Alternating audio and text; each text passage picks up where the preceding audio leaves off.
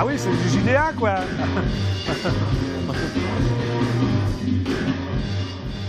C'était donc les pubs du JGDA. Merci. Nous sommes ensemble jusqu'à 19h et maintenant, eh bien, veuillez faire un triomphe à Patrick Hunlin. Tu peux venir, Patrick. Ah, quelle allure, bravo. Ça va? Tu es donc le dernier des dandys, non, Patrick? Oh, non, d'en avoir un ou deux autres cachés dans des placards, t'inquiète pas. Voilà. Oui, mais ils sont cachés, c'est bien ce que je dis. Hein. Non, j'ai pas voulu dire ça non Toi, t'es plus. sorti du placard, c'est ça? Voilà, je suis sorti du placard. Mais t'es jamais rentré dans un placard, tu vois. Non. Non, mais t'as une vie extraordinaire, non? On va peut-être expliquer avant de parler de ton Comme tu bouquin. veux. Dis-moi. Parce que les plus jeunes, enfin, j'ai des téléspectateurs assez jeunes, je dis. Oui, mais j'entends, ils sont je pas comprends forcés de bien. te connaître. Certes. Hein? Voilà. Donc tu es quand même, alors tu as démarré quand même en tant que journaliste rock. Absolument, oui. Dans les années 70, et là on s'est On va connus. dire ça comme ça, Moi oui. j'étais attaché de presse. Absolument, Toi, je tu rappelle étais très bien. jeune pigiste. T'avais les cheveux comme ça. Je t'ai même connu avant. Ah bon? T'étais vendeur de disques rares dans une certaine boutique. Ah oui, c'est Voilà, vrai, tu m'as avais des connu. bottes de cheval jusque-là et des cheveux ouais, comme des ça. cheveux à et la tout Louis ça. XIV. Voilà. Ouais, donc on Et s'est je connus. Voilà. Et je Bah oui, sortais Cathy, avec ouais. la fille de la maison. Non, mais ça, c'est une autre Ouais, histoire. c'est Givaudan, c'est Oui. ça, hein, voilà. Tu sortais avec elle, tu me l'as jamais dit. Bon, on en parlera en antenne après. Oui, voilà, ouais. On va dire ça. Bon, ok. Alors, t'as démarré à Best, c'est ça, non? Oui, Si oui, je ne absolument. m'abuse. Au début, oui. Ok, Parce que ouais. j'estimais que la place était prise à Rock and Folk, il y avait des gens formidables et tout ça. Ouais. Donc je me disais, il faut mieux être le premier à Rome que le second, je ne sais plus où. Ouais, mais voilà, c'est ça ok. l'idée. Donc Best était donc, il y avait Best Rock and Folk et Extra à l'époque, Oui. c'est ça? C'était des magazines rock. Best n'existe plus, je pense. Non, je crois non plus que ça n'existe plus. Hein, hein. c'est Je crois que terminé. Je crois que c'est fini. C'est Voilà. fini, voilà. Donc tu es resté un peu à Best et tu faisais des papiers, déjà moi qui m'intéressais beaucoup. Hein, tu avais déjà une plume avant d'écrire tes bouquins, c'était super sympa. Et après tu es passé, tu as formé un groupe de rock à un moment donné, Oui, bah, c'était qui s'appelle Asphalt Jungle, voilà, c'est ça? c'était l'explosion punk et voilà. Ouais. Quoi. Puis c'était ce que je voulais faire depuis Moi j'ai adoré ce gamin groupe. et tout ça en fait. Quoi, Ouais. tu vois, Ça a donc, duré voilà. combien de temps Asphalt Jungle? Oh, ça a duré 2 ans. 2 ans. Voilà. Ouais, On après, était pourquoi... déjà un groupe Destroy dans un mouvement Destroy. Oui, Alors, déjà donc, t'étais Destroy. Ouais. Voilà. Ça faisait Ouais. Mais moi, beaucoup de Destroy cette affaire. alors tu passais où? À Paris, au Rose Bonbon, dans Oui, des on endroits a fait comme tout ça? le truc, on a fait tourner un peu en France. C'était Ouais. en plus des aventures, des balades, parce qu'on arrivait, on était des martiens, je veux Ouais. dire, tu vois, non, Des forcément. vrais martiens, donc, mais tu n'as pas trop changé, c'était Marc. quoi. Hein. Tu es Oh, toujours moi, un je suis martien, très Patrick. sobre et très. Mais ce qui fait ton charme. Très classique, maintenant, style anglais classique, quand même, Ouais, franchement. chemise orange, Discrétion, voilà. Rouge, tu as un regardé petit les- peu daltonien. J'appellerais ça orange. Ah, J'appellerais rouge. Ah ça oui, je suis peut-être un petit peu. Tu as plus- raison, je suis un peu daltonien. Un petit peu rouge, mais bon, on va pas non plus. D'accord. Et maintenant, tu es donc à Rock and Folk. Oui, Hein? bien Oui, sûr. tu es quand même à Rock and Folk. Oui, Tu es pigiste à bah, Rock and c'était Folk. c'est le journal de mon enfance, de mon adolescence. Ouais. Je lisais, je veux dire, donc voilà, j'ai une fidélité envers ça. Et puis bon, Philippe Manœuvre est un ami depuis toujours. Oui. Donc voilà. Puis j'écris un peu pas. Enfin, j'essaye de pas trop faire entre guillemets le journaliste et tout ça, mais effectivement, j'écris à Rock and Folk, à Match, Marianne, enfin tu vois, genre des. Alors, voilà quoi. donc à Rock and Folk, tu as 2 pages, non? C'est ça? Ou J'ai, 3 de temps en temps. ou Ça 6 s'appelle- même des fois, ça Ouais, dépend ou du 6. sujet, voilà. C'est une rubrique qui s'appelle La vie en rock. Oui, c'est-à-dire. Alors, mais- c'est quoi la vie en rock? Bah, ce que Dans Rock and j'essaye, Folk, ouais. ce que j'essaye en fait, je veux dire, c'est de pas justement faire des critiques, des choses comme ça, c'est-à-dire faire des choses, tu vois, sur des phénomènes, des mouvements de culture, quelque chose qui ont rapport avec le rock et tout ça, mais pas forcément sur Voilà, un c'est artiste. Par exemple, ça fait, je sais pas combien d'années que j'ai pas, comme on dit, chroniqué un disque. J'ai Voilà. pas envie de faire T'as ça. pas ça envie de chroniquer m'intéresse les pas. disques, Non, non. ça m'intéresse pas. C'est plutôt des nouvelles ou non? Bah, c'est plutôt un regard entre guillemets, hein, Un regard, je veux ouais. dire, sur ce qui se passe, sur voilà. Quoi. Voilà, alors Voilà. dans celui qui est sorti aujourd'hui, tu as écrit un truc sur Pete Townshend, dans le leader Oui, des parce Who, que qui a sorti une autobiographie, c'est Voilà. ça? Et l'autobiographie est Oui. fascinante, quoi. Elle est vraiment. Oui. Il révèle des choses réelles. Je veux dire, bon, dont on se doutait un petit peu, quoi. Je veux dire, on se doutait bien que le garçon était compliqué, quoi. Oui. Mais Ah j'ai oui, là, beaucoup c'est aimé. compliqué, oui. Voilà. Oui. J'ai beaucoup aimé l'autobiographie, voilà. Comme d'ailleurs, je vais rester dans le genre. Le mois prochain, il y a Rod Stewart Oui. qui vient de sortir. Moi, j'adore les modes, tout ça, Rod Stewart, tout ça. Donc, il vient de sortir son autobiographie très drôle. Donc, voilà, j'aime bien faire aussi sur des personnages, je veux dire, qui me fascinent depuis l'adolescent. Bah alors tu as raconté toutes les stars du rock depuis les années 70. Un paquet, mais Oui, je veux dire, c'est hein. pas. Sauf Oui. celui qui me fascine le plus, je crois que j'ai jamais rencontré Paul McCartney. Ouais. Qui pour moi c'est. Ah, c'est Paul McCartney qui te fascine. Enfin, Ah j'adore oui, Paul ça- McCartney, mais c'est bizarre, je ne pensais pas que c'était Paul si, McCartney. pour moi, Plus c'est que le Lennon. héros. Hein, plus Oui, que j'aime Lennon. beaucoup Pourquoi? John Lennon, bien sûr, parce que c'est un musicien extraordinaire. Oui. Pour moi, c'est le seul type qui a le droit de se balader en tongs. Hein. Ouais. De toute façon, il fait ce qu'il veut, c'est Paul McCartney. Quoi. Ouais, Donc, d'accord. voilà. Enfin, s'il a des creepers, c'est mieux quand même, non? Oui, en tant qu'à faire. Ouais, mais Le bon. seul type mais- qui peut se balader en voilà, temps, c'est mais- Paul. Ouais, ouais, il ouais. fait Mais ce qui qu'il t'a veut, rencontré, quoi. qui t'a fasciné, par exemple? Serge Gainsbourg. Serge Gainsbourg. Voilà, très clairement. Ouais, Je crois voilà. vraiment, C'est le faut seul vraiment, Ouais. non, c'est pas le seul, mais vraiment. Oui. je veux dire, en plus j'étais vraiment jeune et tout ça. Je me rappelle, c'était une semaine, j'en avais rencontré. C'était pour quel album? Parce que tu te souviens que j'étais attaché de presse de c'était Rock Around the Bunker. Oui, bah, c'était moi, c'est moi qui étais. Non, oui, c'était moi qui t'ai présenté. Bah, certainement. Oui. Tu l'as rencontré chez lui d'ailleurs. Absolument. Rue de Verneuil et tout ça et tout. Et je crois que j'avais vu à Brian Ferry ou je sais pas quoi, des gens comme ça, qui pas inintéressants, loin de là. Non plus. Mais la veille ou 2 jours avant, je ne sais plus. Mais Gainsbourg, bon, pour moi, en plus, je suis très attaché aux choses françaises, je veux dire, à la chanson. Tout le monde croit que je suis super rock et tout, que j'écoute Motorhead toute la journée. Pas du tout, je rends de ça m'a toujours saoulé. Je sais que tu détestes Motorhead. Même à l'époque punk, j'écoutais plus Claude Nougaro que Gainsbourg, en vrai. Que les Sex Pistols, par exemple, ou Clash. Que les Sex Pistols, oui. Mais même les Clash, je n'écoutais pas les Sex Pistols. C'est bizarre ça d'ailleurs. Oui, parce que tout le monde croit que tu as l'étiquette. Oui, c'est ça, punk.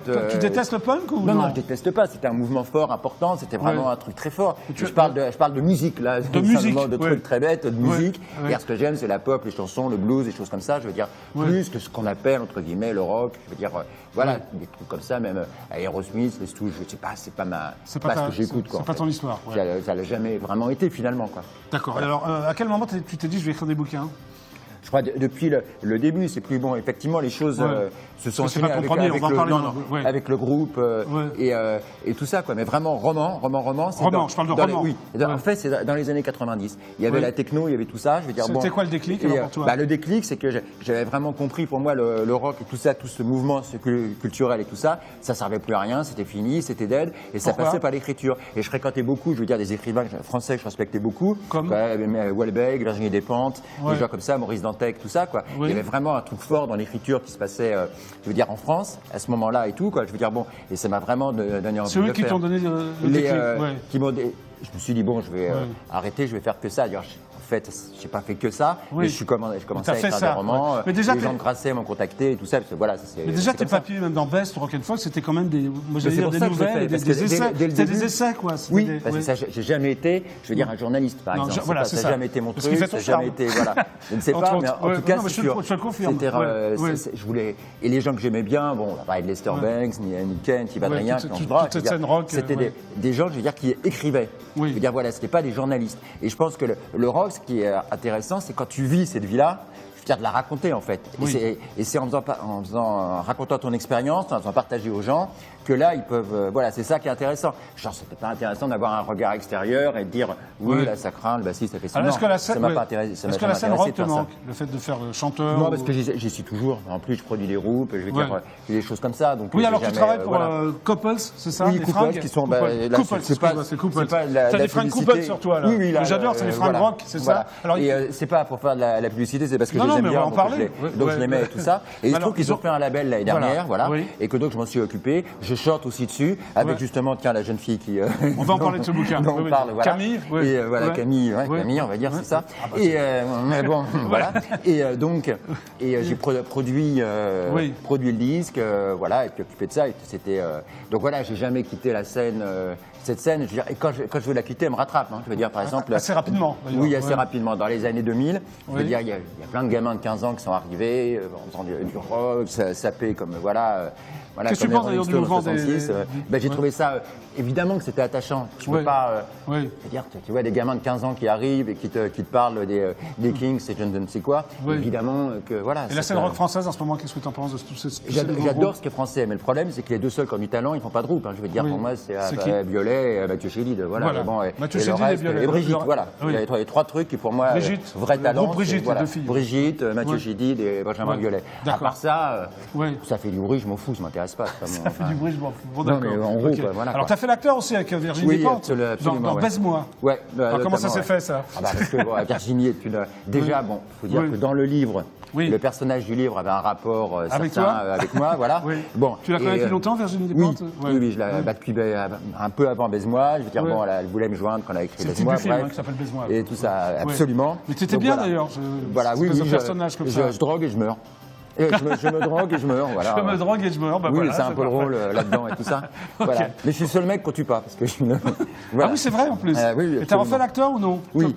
En plus, totale coïncidence, Virginie n'avait rien à voir avec ça, Oui. avec dans un autre film tiré d'un livre de Virginie en fait. Oui. Mais Virginie n'était même pas au courant, elle a rien. Comment s'appelait le film? Tel père, telle fille. Oui. Et c'est l'adaptation de Teen Spirit en fait. Comment? Tu faisais la fille ou le père? Je faisais l'ami du père. L'ami du père, voilà. d'accord. Et en plus, je conseillais le père qui était joué par Vincent Elbaz. Voilà. Je lui apprenais à être rock, j'aime beaucoup Vincent, hein, bien sûr. Oui. Mais voilà, Il n'est pas très rock'n'roll, Vincent Elbaz. Oui, non.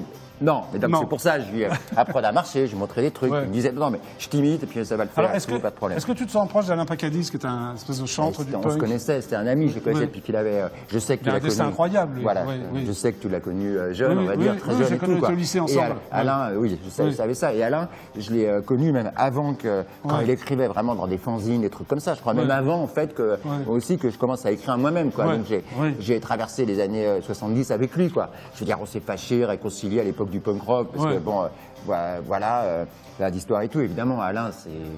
Ok. Voilà. Bon, maintenant, on va parler de ton livre quand même. Hein donc, ça s'appelle Vénéneuse, aux éditions Flammarion. Absolument. Voilà. Je vais le montrer. Regarde, toi, on a une belle caméra pour le montrer. Ah, fantastique. Voilà. Alors, c'est l'histoire d'un journaliste rock. Pas du tout.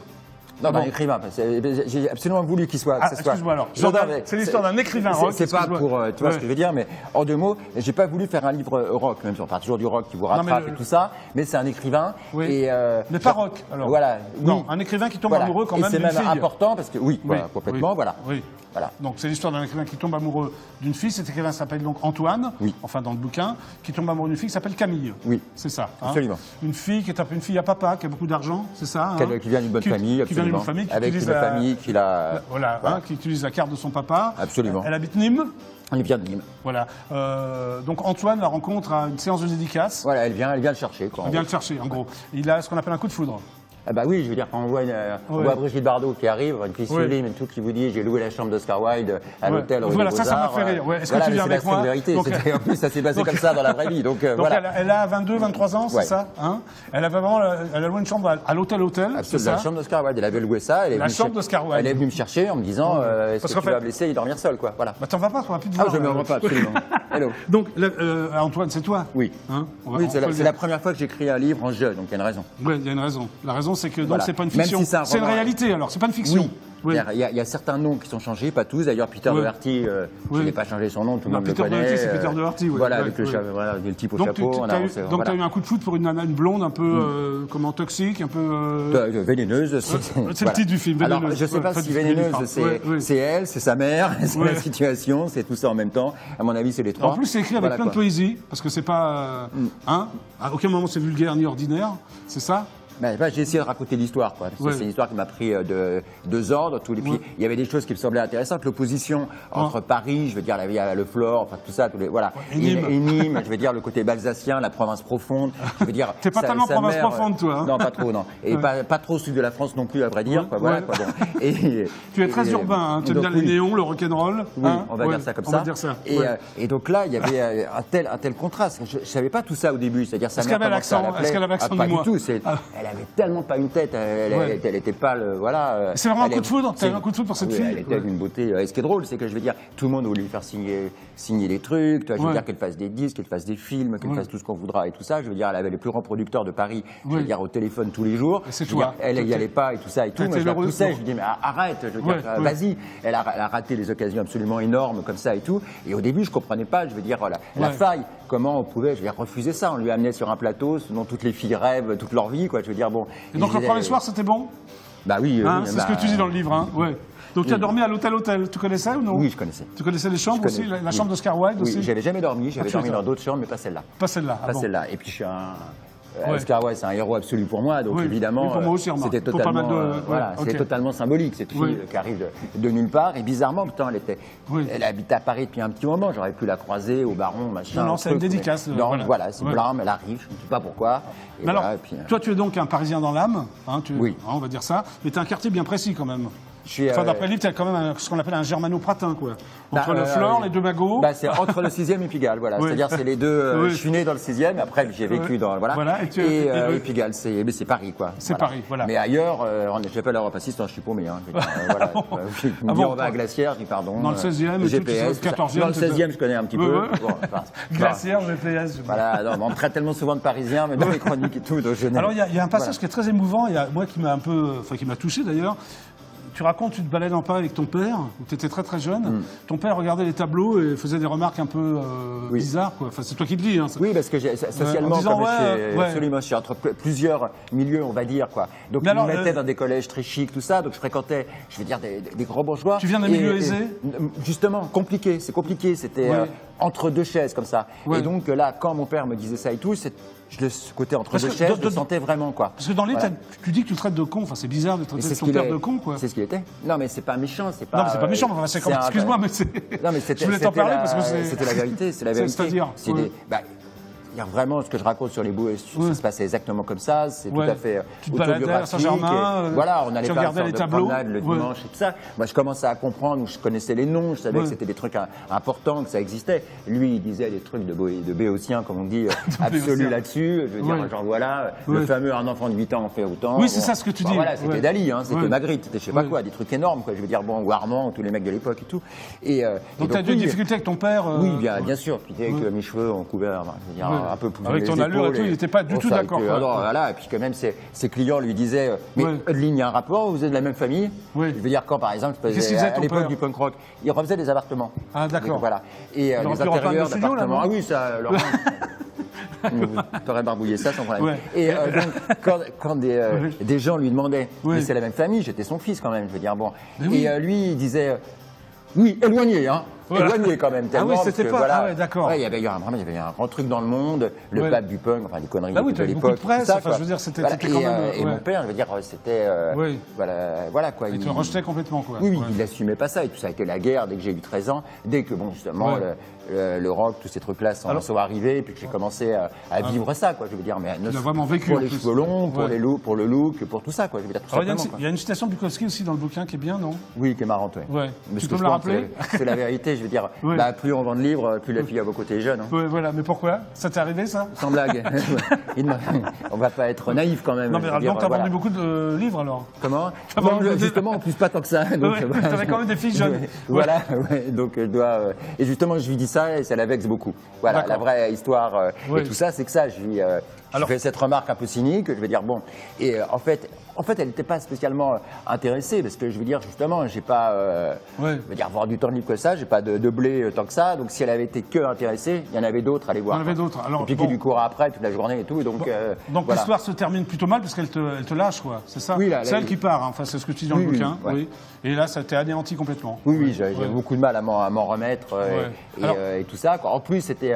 La dernière année était très compliquée, ça durait sur 2 ans cette affaire. 2 ans, ça durait 2 ans. Ses parents la rappelaient à Nîmes, c'était à chaque fois l'histoire sans fin, elle disait toujours qu'elle allait revenir, J'étais un peu suspendu à ça, donc il y avait une sorte de rapport comme ça, et jusqu'à un jour où elle devait partir vraiment pour 2 jours, voilà, et revenir, et puis puis elle n'est pas revenue, et puis voilà, c'était fini, voilà quoi. Alors la fin du bouquin, c'est très bizarre parce que tu retournes à Nîmes, mais pas vraiment pour la voir.